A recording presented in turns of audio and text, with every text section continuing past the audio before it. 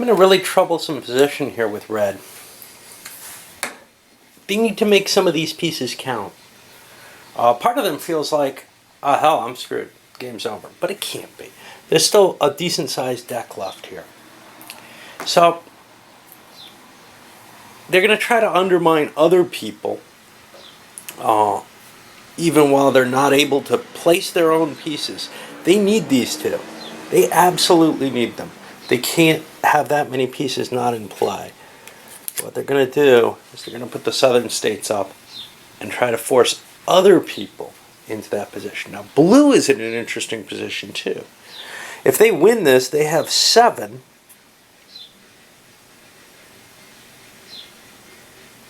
And they're facing... They have 10. They want this. So they're going to put all their money up. Now, is everyone else aware of this? I don't know. You know, because if they are, black has to bid on this. But, you know, black doesn't want to bid more than $1 on it. I think blue has got this one in the bag. We'll see. Not quite. White caught on and definitely wants the southern states. So here's our payouts. Blue only had $4. So they spent all that and got the win in tie with white, who put $4 in.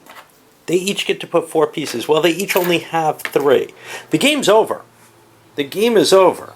But now we go to... The other person who bid was green. They put 3 in. And they get 2 pieces there. Alright.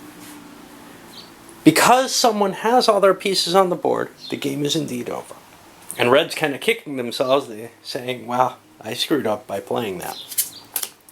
Now comes time to start removing pieces from the board, right? So we've got 5 blue and 5 orange that come off here, 3 green and 3 white that come off there. Here it stays, 5 black and 5 orange that come off. And I think we're set. Oh, no, 2 blue and 2 white come off. The East just is such a deadlock, nobody can get any points. So now the question is, well, how many points does everybody have? And that's something that I just want to add up. I'm going to use the coins for that because they don't serve any other purpose here. We're going to take our time to score this in a way that I usually don't because it's fairly simple. Alright. So, let's look. Well, election results always come in from the East Coast first. Deep South, white picks up 4 quick votes. Over here in the southern states, 4 more for white, 2 for blue, and 1 for green. Great Lakes, 3 votes for blue. Midwest, 3 votes for blue. Hey, did they pull this off anyhow somehow? I'm not sure. Over here in the West Coast, 6 votes for green, 3 for black, and 2 for red. Interesting way things split up. The West Coast, it's not bad to come in third, really, compared to some of the others. Well, what do we have? We have 8 for blue, 7 for green, 8 for white. Uh-oh, it's a tie. And lower amounts for everyone else. Well, white has 2 of these, blue has 3, blue wins the nomination. They managed to engineer that even though white caught them and tried to outbid them there.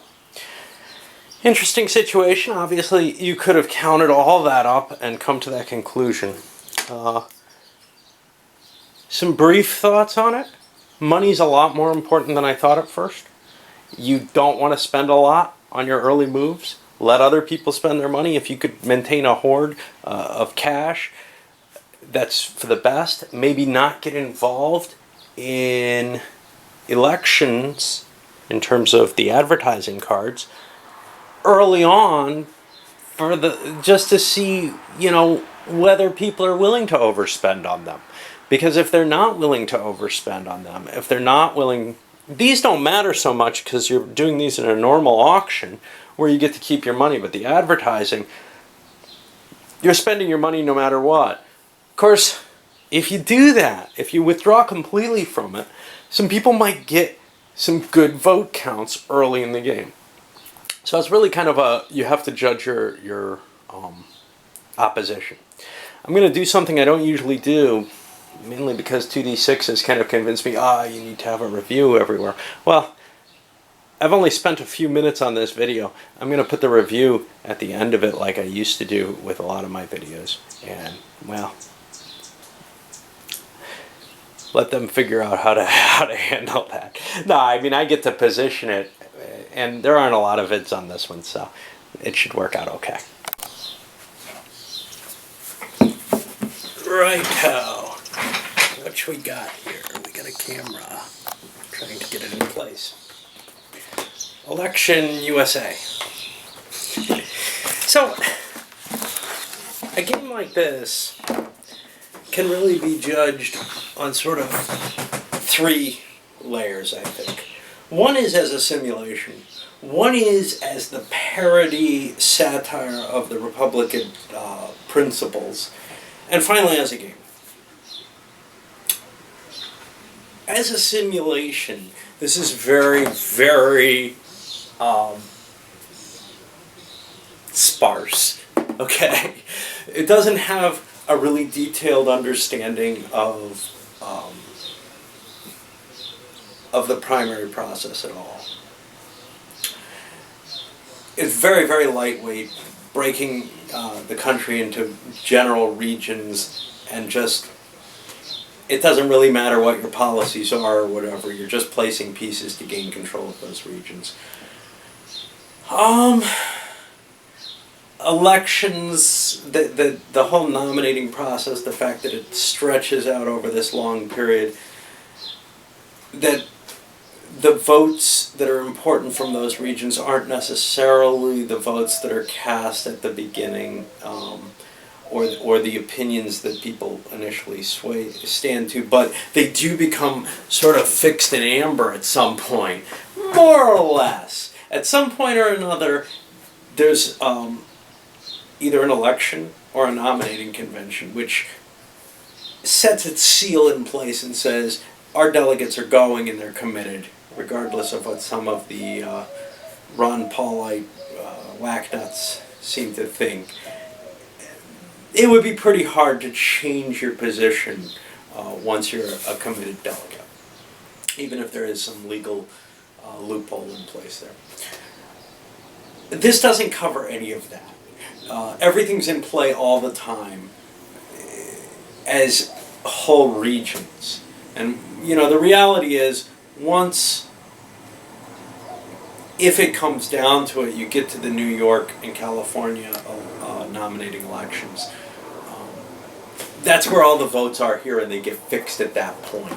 But the reality is that momentum usually changes before then. So in a sense, the abstraction may work. It's not going into detail. You can tear holes in how it represents things, but it's not that bad. It really isn't. In fact, most detailed games I've seen, things like Road to the White House, kind of fail because they're trying to take it into account. It's a complex system to model. And if you take it on a very, very high level and kind of bluff your way through it like this does, and I'm not even sure Martin Wallace is very aware of the U.S. Election process beyond what he sees on TV from the UK to present this. But this is not really any worse than some of the detailed ones. I'd still say something like Mr. President may have the edge, but because it goes state by state, it doesn't take that timing into effect. This may actually represent it better. And Mr. President had always been the one game that I most said represented it correctly. It may just be that this is something that either requires a much more complex game than anybody will put out for it, or you ought to stay to the very light end, because any attempt to compromise on it and keep the game an interesting game is probably going to really slight the electoral process. Okay. as a satire. I find the jokes mostly pretty lame and pathetic, to tell you the truth. I think it fails completely there. And in part, I think this is a big reason why the game is rated poorly, is they're not terribly funny to someone like me who, I'm not even a Republican. I tend to side more on the liberal side of things, depending on which way I wake up in the morning. But I just didn't find them terribly amusing. Maybe they're too close to home even for me. And maybe the big market in America means that these are going to just not really strike home quite as well as they could. But the point here is, when you're dealing with something maybe as sensitive as our polarized electoral system, and it's very polarized right now again,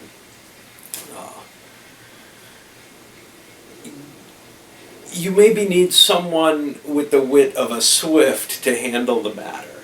And this clearly does not have that. This has the kind of humor that maybe you see in Munchkin. And hey, it's fine. Maybe. It may be funny enough to poke fun at, your role player min-maxer in that way. But, and role-playing in general. But somehow this just doesn't convey the humor in the same way. I'm not laughing in the same sort of sense. These could have been built up and maybe used right. I could see some of these quotes being used in a Doonesbury cartoon and being very funny. I can't see them just being thrown out there without any build-up, and it just isn't there in the game. Now, maybe with a bunch of people and some beer and, quoting these out loud to each other, it'd be fun. A lot of things are more fun when you're drunk with friends, right? You don't even really need a game. You could just sit around bullshitting. But once you take that step to say, okay, it's a game and it's got this satiric element, I just don't feel like it hit for me. And I think some of these could be a little bit. They're not very hard-hitting, period. That may be part of the problem for me.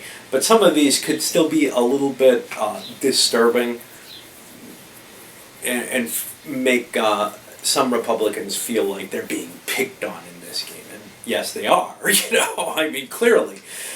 You could write the same game with the liberal positions, though, and it still wouldn't be any funnier to me. I probably wouldn't be offended. Then again, I'm not really a liberal. But, it's just bad jokes don't carry. They don't have a sting and they don't make you laugh either. And that's what we've got here. But the final way to look at this is as a game. And as a very light game, I think this has some really interesting aspects. Now, I think picking it up for the first time and playing it and thinking, I don't know how valuable money is and everything, that can throw you in a really odd position where a couple of players are going to basically lose the game on their early bids or early choices. Maybe they make bids that are expensive and they don't get what they hoped for, or maybe they spend too much on cards that later become very, very cheap. Whatever happens there, I think probably your second game you're ready to play. And it's not a high expense in terms of the play itself. But in terms of the kind of decisions you make, having to try to figure out, okay, am I going to be able to win this region by going big in it? And can I afford to go big at this time? Can I afford the pawns on the board? Can I afford the money that I'm spending? All these different, it's not like there's a lot of choices here, but they have a lot of impact on them. There's a lot of a tight balancing act to be taken on the rope, as it were. So when you have that, and I don't think I've seen a game that manages it in quite this way, I think you've got a fairly interesting game. So what's with the rating? Well, some of it I think is quite simply that some people are offended or don't find it funny and may drop their rating on that. Some of them may have been expecting something more Wallace-like, I'm not sure. This is a very, very different game from what I've seen of his. I looked at some of the other reviewers, and oddly enough, the couple of people who reviewed it seemed to view it in a fairly good light. I'm not saying this is going to be a game that you're going to come back to again and again and again, but it's a nice little filler. And I don't think it deserves a rating under 5, which is what, for the board game geek rating world. For my world, I'm leaning around towards a 6 because I think it's an interesting game. It might go up a point from there. It probably won't go down. Why it might go up a point is it is really one of the better games I think I've seen in that filler feel, but I can't really judge how much I'm going to like it unless I've played it with other people a few times in terms of that and really put a number on it. But I have a pretty good idea of where it's going to lie in there. I don't know if maybe... I can't imagine that sort of the balance of this game got determined later on and it was decided, oh no, there's just, this one thing you can do. No, it's so dependent on the other players and what their actions are and what their choices are, and to some extent on luck, because the game could end fairly quickly based on those choices as well, though, that I just really can't see there being a flaw in the game. I know one person brought out they thought there was too little money coming out. I actually like that. I think knowing that in advance is the important thing. And that's why I say the first playing, you might end up wasting your money. Second playing, you might end up doing it too, but it's your own damn fault by that point, because money's going to be tight in the game. And what things might cost you without you getting anything. The advertising, which is how you get your victory points. I like the ties mechanism. I don't think it's realistic at all. If two people tie for control of a region in the real political arena, they do not end up just being written off, and whoever is in 4th, 5th place or whatever just takes the whole pile. No, it doesn't work that way, I'm afraid. It's an interesting game aspect, though. And I like games that oppose tying in that way. I just wish that it didn't stand out in such a glaring fashion in terms of how the game actually, represents what it's supposed to. I think that's probably the biggest flaw here, is that tying mechanism. Along with the humor, the humor could be definitely better. What about components? Yeah, let's get to the most important thing last. The board, simple, functional, works okay for me. Here was another thing, the sincerity track. These don't run out very easily, at least in my playing. So everybody's going to pay sincerity rather than draw a skeleton's card. The risk is too high otherwise. I just don't see it running out, and there's a mechanic in the game to allow you to get more sincerity. It's not sincerity I need, damn it, it's money. That's the one thing that kind of feels false in it, as though there was sort of this design element in there that didn't hit right on the money in terms of what the designer intended. I don't know if it's supposed to or not, but at least there is a way to get it back if you do happen to spend it. The rules are, of course, atrocious, but at least they're short. The less Wallace writes, the better it is, because you've got to go over this thing like 4 or 5 times to try to figure out what the game really is even about. I don't understand it. And in some of his later games, he writes this initial paragraph or page or whatever explaining the flow of the game, and I kind of get that. And then when I get to his rules themselves, none of it makes sense, and I forget what the game's about again. I'm going to write it down to an English thing, because Games Workshop was so horrible with their rules, too. And I won't include Charles Vassy in this, because he, of course, is Scottish, and apparently can write rules, so he's not your exception. But if you can find an Englishman who writes good rules, let me know. I'd be curious. All the plastic pieces, they work fine. Nothing too special here. I don't like slick little coin things, but I would rather little poker chips with ridges because they stick together better. These things, I had them flopping out of my hand at times, but that's a really minor complaint. Orange, I'm not a big fan of orange either if you want to start getting to that kind of... The cards are actually really cool. They're really, really loose and easy to shuffle. And they don't feel flimsy in the sense, well, I mean, you don't want to hand these to a kid because a kid will probably rip them up. So they are flimsy in that sense. But man, compared to, say, the GMT stuff, wow, that just shuffles so nice, doesn't it?